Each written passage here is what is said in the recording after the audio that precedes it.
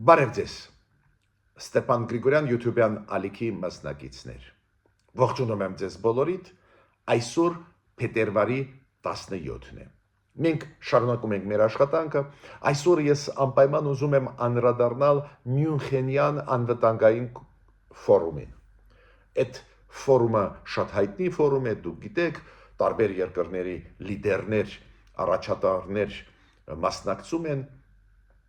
այս տարի այդ ֆորումը անցավ փետրվարի 13-ից 15-ը մենք երեք անդրադարձել ենք այս ֆորումի արդյունքների հայ-ադրբեջանական կոնտեքստով, բայց այսօր ես անպայման ուզում եմ խոսել գլոբալ զարգացումներին, որոնք կային այդ ֆորումում, Միացյալ Նահանգներ, Չինաստան, Միացյալ Նահանգներ, ՄԱԿ, Միացյալ Նահանգներ, Եվրոմիություն, Մարկո Ռուբիոն, պետքարտուղարը Միացյալ Նահանգների ելույթ ունեցավ Չինաստանի արտգործնախարարը լուրջ զարգացումներ, եվրոպական լիդերները ելույթներ ունեցան հետաքրքիր, ու այդ զարգացումները ուղղակիորեն ազդում են նաև փոքր երկրների վրա, նաև Հայաստանի վրա։ Դա է պատճառը, որ այդ զարգացումներից կխոսենք։ Նաև ուզում եմ խոսել մի քանի խոսք, ուզում եմ ասել Ադրբեջանի քաղաքականությունից, պարզ է, որ հայ-ադրբեջանական այս օրակարգը, խաղաղության զարգացումները Ադրբեջանի հետ պարզ է, որ միշտ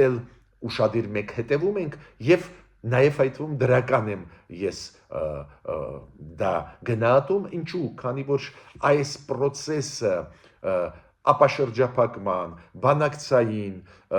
Դոնալդ Տրամպի ծրագիրը, Դոնալդ Տրամպ ուղու ծրագիրը, այդ ամեն ինչ հայ-ադրբեջանական այդ դրական կոնտեքստ են ստեղծում, այո, զուգահեռ լիքը հարցեր կան, խնդիրներ, բայց ես ընդհանուր առմամբ այդ process-ը շատ դրական եմ համարում, բայց ես ուզում եմ մի քանի խոսք ասել Ադրբեջանի քաղաքականության մասին այլ խաղացողների նկատմամբ, նաև այդ Ռուսաստանի նկատմամբ, ոնց են իրանք օգտագործում Ռուսաստան-Ադրբեջան հակասությունները, ոնց են անում քայլեր, որ դուր գան ամերիկացիներին, եվրոպացիներին, դա շատ հետաքրքիր է, անպայման այսօր դրա մասին էլ կխոսենք։ Ու պարզ է դրական զարգացումներ կան Հայաստանի հետ, այլ զարգացումներ աշխարհի կան, դրանց մասին մենք այսօր կխոսենք։ Ուրեմն սկսում ենք մեր աշխատանքը։ Մայա Սանդուն, դուք գիտեք, դա նախագահն է Մոլդովայի։ Մայա Սանդուն բավական ճանաչված առաջնորդ է Մոլդովայի աշխարհով մեկ, քանի որ շատ ու շատ լուրջ քայլեր արեց եւ ընտրությունների ժամանակ եւ կարողացավ այն հիբրիդային պատերազմները, որոնք օգտագործում էին այս երկրի դեմ ուղված, կարողացավ հաղթահարել, հաղթող դուրս գալ ընտրություններին, բացի դրանից ինքը մեծ քայլեր է անում դեպի եվրոինտեգրացիա Մոլդովայի, դեպի ինտեգրացիա Եվրոմիություն։ Ու պատգամավորը Նորվեգիայի դա բարձր գնահատելով առաջարկեց իրան Նոբելյան մրցանակի, որ ինքը ստանա այդ խաղաղության Նոբելյան մրցանակ։ Մայա Սանդուն արձագանքեց, ասեց, որ շնորհակալ է, բայց էլի կան մարդիկ, ովքեր նաև առաջադրված են, արժանի են,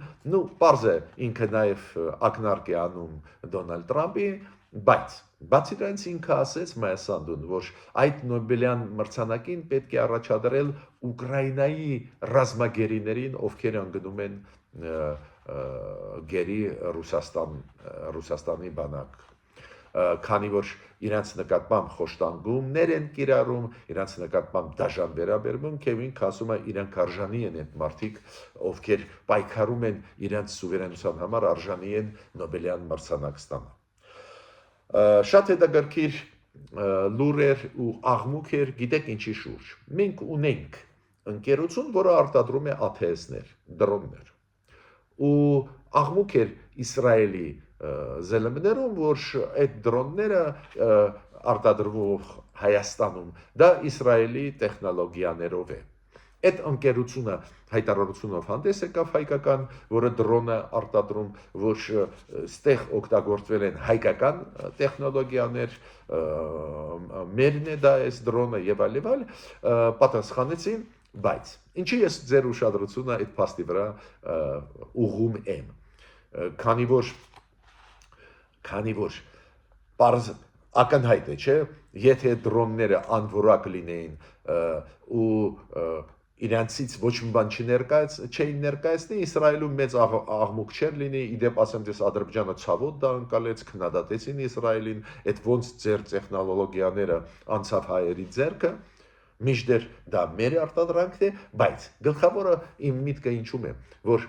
դրոնները այդքան լավ որակի են, որ բարձրացավ դրա շուրջ քննարկում ու աղմուկ։ Այո, մենք դրոնների հարցով նաև այլ երկրների հետ ենք աշխատում, մեծ գաղտնիք չի, դուք հիշում եք պարոն Վենսը, փոխնախագահ Միացյալ Նահանգների, որը եկավ Հայաստան, նաև դրոնների հետ կապված գործողություն հիմա անում են մեր կառավարությունները, ամերիկացիք լավագույն իրենց հետախուզական դրոններ մեզ տալիս են, ինչ եմ ուզում ասել, այդ աշխատանքը գնում է, բայց պարզվում է, որ մեր արտադրողն էլ դրոնների բավական լավ դրոններ է արտադրում Հայաստանում։ Հիմա Ժնևում այսօր անցնում են երկու բանակցություններ։ Իրան, Միացյալ Նահանգներ, Օմանի միջնորդությամբ եւ Ռուսաստան-Ուկրաինա Միացյալ Նահանգների միջնորդությամբ։ Ակնհայտ է, որ ծանր են գնում բանակցությունները եւ Իրանի, Ամերիկայի հետ, դա է պատճառը, որ ամերիկացիք էլի ռազմանավեր բերում են Պարսից ծոց, ճնշումը ուժեղացնելու Իրանի վրա, որ Իրանը ինչ որ բանի համաձայնվի, շատ ծանր են գնում բանակցությունները Միացյալ Նահանգներ, Ուկրաինա, Ռուսաստան, Ռուսաստանը շարունակում է ռմբակոծել Ուկրաինան, բայց ցանկացած դեպքում իմ կարծիքը նա է, որ բանակցությունները անհրաժեշտ են։ Միգուցե մի բան ստացվի, Ռուսաստանի դեպքում ես ուղղակի չեմ հավատում, Պուտինյան Ռուսաստանը չի ուզում խաղաղություն, ուզում է ամբողջ Ուկրաինան գրավել, բայց ցանկացած դեպքում բանակցային process-ները ողջունելի են։ Հիմա Թուրքիայից եկավ ինֆորմացիա, հասավ մեզ, պետք է ստուգել, բայց կարևոր ինֆորմացիա։ Դուք գիտեք, որ կա առևտուր Թուրքիա, Հայաստան, բայց այդ առևտուրը գնում է միջնորդավորված Վրաստանի ընկերությունների միջոցով։ То есть Թուրքիան ծախում է ապրանք, իբր ծախում է վրացական ընկերության, հետո այդ ապրանքը ծախում է Հայաստանին։ Բայց ռեալ դա Թուրքիա-Հայաստան առևտուր է։ Բայց ի պաշտոնե դա չի գրանցվել է ոչ մեր որպես ռեէքսպորտ Վրաստանի միջոցով։ Հիմա Թուրքիան համաձայնվեց, որ այն ապրանքները, որոնք ուղարկվում են Հայաստան, ուղղակիորեն ուղարկվեն առանց միջնորդավորված քայլերի։ Դա շատ կարևոր բան է նաև Հայաստանի համար, ուղիղ մենք հիմա ունենք առևտուր Թուրքիայի հետ։ Այո, այդ առևտուրը գնում է Վրաստանի տարածքով հիմա էլ, բայց ուղիղ առևտուրը Թուրքիա-Հայաստան։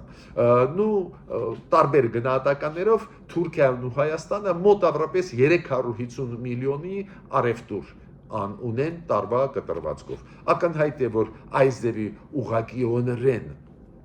առևտուրը, երբ որ մենք կարողանանք Թուրքիա ուղարկել մեր ապրանքները ուղղակիորեն, կավելացնի մեր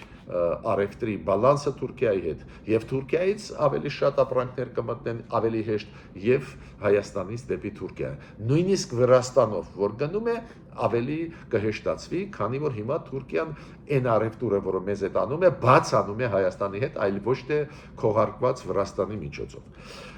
Սաակաշվիլին նախկին նախագահ Վրաստանի բարձր գնահատեց այն փաստը, որ շատ հայտնի համաշխարհային համբավ ունեցող ամերիկյան ընկերությունը Հայաստանի հետ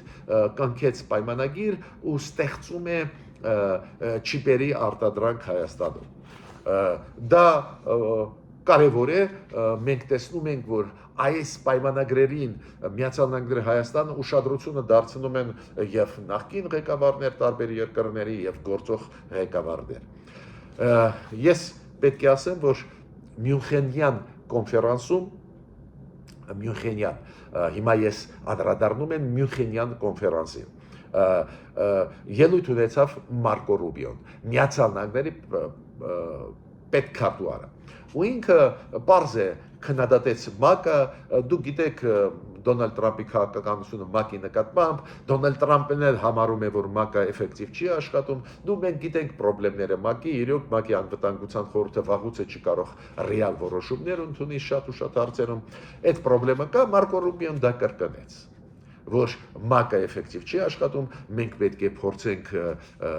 կոմպենսացնենք այդ չաշխատելը, նաև այդ խաղաղության խորհուրդը, որը ստեղծվում է, դրա համար է ստեղծվում, ինքը ասեց, ու գազայի հետ կապված հարցերը ամերիկացի կարողացան լուծել, պատերազմը դադարեցնել, ՄԱԿ-ը չի կարողացել։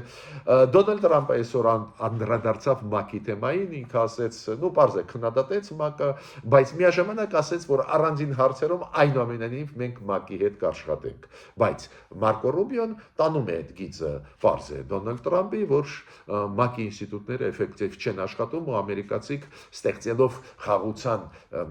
այդ խորհուրդը ուզում են կոմպենսացնել։ Բացի դրանից Մարկո Ռուբիոն անդրադարձավ ու զգալի մասը իր ելույթում Եվրոպային են նվիրված, քննադատեց նորից Եվրոպան էներգետիկայի ոլորտում եւ միգրացիայի ոլորտներում քաղաքականությունը Եվրոպայի, քննադատեց խստագույնս, ասեց, որ նաեւ եվրոատլանտյան շրջանակներում, ՆԱՏՕ-ի շրջանակներում, որ կան խնդիրներ, որ Միացյալ Նահանգները պահանջում է, որ անվտանգության հարցերով ավելի մեծ լումա ունենան եվրոպացիք, բայց այնուամենայնիվ պետք է ասեմ, որ այս ելույթը իր մեջ պարունակում էր նաև դրական կողմեր, քանի որ Մարկո Ռուբիոն ասեց, մենք պատրաստ ենք եւ մեր Եվրոպայի գործընկերների հետ ամրացնել հարաբերությունները, որ այդ դաշնակցային հարաբերությունները ամրանան, այո, կան բաներ, որ փոխվեցին դեպի բացասական, բայց պետք է անել, դա կարևոր մեսեջներ էին, բայց նորից կրկնում եմ, Մարկո Ռուբիոյի ելույթը ցույց տվեց, որ Միացյալ Նահանգներ Եվրոպա լուրջ խնդիրներ կան, նաև այդում Գրենլանդիայի հետ կապված, ցույց տվեց, որ եվրոատլանտյան այդ դաշինք, այդ բան այկան պինդ չի հենց Ամերիկայի քաղաքականության պատճառով, բայց կային նաև դրական մեսեջներ, որ պետք է աշխատենք, որ խոչընդոտները հանենք։ Հիմա Էմանուել Մակրոնը, Միացյալ Նահանգների կներեք, Ֆրանսիայի նախագահ Էմանուել Մակրոնը, ինքը Պարզ է այդ բոլոր ելույթներին արձագանքեց ու ինքը ինչ է ասում, որ Դոնալդ Տրամպը ուզում է քանդել Եվրամիությունը, տարանջատել, բաժանել։ Բացի դրանից ինքը ասեց, որ պարբերաբար մենք լեզու գտնում ենք ամերիկացիների հետ Դոնալդ Տրամպի հետ, հետո ինքը ինչ որ ժամանակ հետո նորից փոխում է իր կարծիքը։ Ու ինքը ասում է, այդպես կայուն չեն հարաբերությունները ու զգուշացրեց, որ այո, Միացյալ Նահանգները հիմա Եվրոպայի հետ չեն։ Բավական պեսիմիստիկորեն ինքը գնահատեց հարաբերությունները Էմանուել Մակրոնը Միացյալ Նահանգների հետ, ինքը համարեց, որ Թրամփը չի ուզում աջակցել Եվրոմիությանը, չի ապահովի Եվրոմիության անվտանգությունը։ Ես պետք է ասեմ, որ դրականը մենակ մեկն է, դուք հիշում եք, որ ամերիկացիք համաձայնվեցին Գրենլանդիայի հետ կապված անցկացնել ռազմավարժություններ ՆԱՏՕ-ի անդամ պետությունների հետ, ստեղ կարծես թե դրական տենդենց կա, այ հենց Էմանուել Մակրոնը ասում է, որ չի հավատում, որ դա երկարաժամկետ կլինի։ Միացյալ Նահանգներ, Չինաստան։ Ուրեմն Մյունխենում Մարկո Ռուբիոն հանդիպեց Չինաստանի արտգործնախարար Վան Իի հետ ու լուրջ բանակցեցին այդ հարցերի շուրջ, տարբեր հարցերի շուրջ։ Ավելին Միացյալ Նահանգները հայտարարեցին, որ Չինաստանը Միացյալ Նահանգներից առնում են Վենեսուելայի նավթը։ Դուք գիտեք, Վենեսուելայի նավթը հիմա վերահսկողության տակ է ամերիկացիների, իրանք ում ուզում են ծախում են, ու ամերիկացիք ասում են Իրան կներեք, Հնդկաստան եւ Չինաստան կարող են առնել Վենեսուելայի նավթը։ Նու այն, որ Հնդկաստանը սկսեց առնել Վենեսուելայի նավթը, այդ հայտնի է, փաստ է, բայց Չինաստանի դեպքում ամերիկացիք ասացին, դեր հաստատում չինացիների չկա, որ Վենեսուելայի նավթը առել են։ Միացյալ Նահանգները ինչու են դա անում, իրանք չեն ուզում, Տրամպը չի ուզում, որ Չինաստանը ու Հնդկաստանը առնեն նավթ Ռուսաստանից։ Եթե առնում են նավթ Ռուսաստանից, ուրեմն Պուտինը ունի փող շարունակել պատերազմը։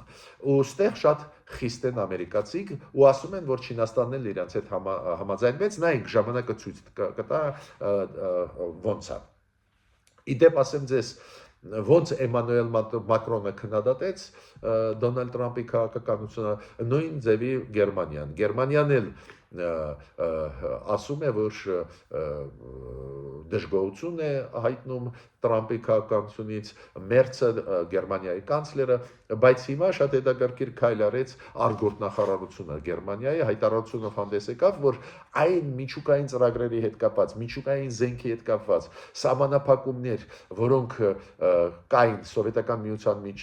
միջև եւ Ամերիկայի, հետո Ռուսաստանի ու Ամերիկայի միջև պետք է լինեն երակողմ։ Չինաստանն էլ դրա մեջ պետք է լինի, դա կարևոր է։ Պարզ է, որ եվրոպացիք հիմա սկսեցին այդ Չինաստանի գործոնը օգտագործել, քանի որ Միացյալ Նահանգների քաղաքականությունը բավական կոշտ է ու եվրոպացիների նկատմամբ բավական կոշտ է ու եվրոպացիք իրոք դժգոհ են։ Հիմա շատ կարևոր հարցի ես ուզում եմ անդրադառնալ Ադրբեջանի քաղաքականությանը այլ հարցերով։ Հայ-ադրբեջանական հարաբերությունները զարգանում են, ես համարում եմ պետք է ուժեղացնենք խաղաղության այդ օրակարգերը, դա ճիշտ է, փորձենք ներգրավել այլ ծրագրերի մեջ Ադրբեջանը, որ գնա այդ process-ը, որ անշրջելի լինի այդ process-ը, բայց հետևել Ադրբեջանի այլ քայլերին նաև օգտակար է։ Օրինակ, կա Ամերիկայում Հադսոնի ինստիտուտում փորձագետ Մայքլ Դորա։ Ինքը պրոադրբեջանական է, ակնհայտ է 2020 թվականի պատերազմի ժամանակ ինքը Բաքվում էր, այնտեղից դիտում էր իրավիճակը ու ինքը ինչ է ասում։ Ինքը ասում է, որ Ռուսաստանը Ալիևի դեմ է։ Ու ասում է դուգինը սխալ է ասում, երբ որ ասում է, որ Պուտինը լուծեց Ղարաբաղի հարցը ի օգուտ Ադրբեջանի, ու հիմա պետք է, քանի որ Ալիևը խաբեց Պուտինին, պետք է պատժվի Ադրբեջանը։ Ինքը ասում է այդպես չի, այդ հարցը այդպես չի լուծվի, այլ ձևով է լուծվի եւ այլ, փորձում է արդարացնել Ալիևի քաղաքականությունը, փորձում է ներկայացնել, որ Ռուսաստանը Ալիևի հետ չի, Ռուսաստանը Ալիևի դեմ է, ճիշտ ասած մենք հիշում ենք ոնց լուծեց Պուտինը Ղարաբաղի հարցը, հիշում ենք Պուտինի հայտարարությունը, որ Ղարաբաղը անբաժանելի մասն է Ադրբեջանի, ուրեմն դուգինը ճիշտ է ասում, որ հենց Ռուսաստանը աջակցեց Ադրբեջանին, այլ ոչ թե Հայաստանին, բայց հիմա միացնում է Ադրբեջանը այս ձևի մարդկանց, որ իրանք ինչ որ լղոզված բաներ ասեն, ներկայացնեն այդպես, որ չէ, Ադրբեջանը Ռուսաստանի դեմ է, հակասություններ մեծ կան եւ այլ։ Ինչու է դա պետք։ Դա պետք է Ադրբեջանին, որ 907-րդ բանաձևը հանվի։ Առանց մթնոլորտ ստեղծելու կոնգրեսը Միացյալ Նահանգների կյանքում չի փոխի այդ իրավորոշումը։ Դա մեզ չի վերաբերում, դա Ադրբեջան Միացյալ Նահանգներ հարաբերություններին է վերաբերում, բայց ինչ եմ ուզում ասել, տեսեք, ոնց Ադրբեջանը օգտագործում է ճանաչված փորձագետներին, օրինակ նաև խոսեց Պոլ Գոբլը, որը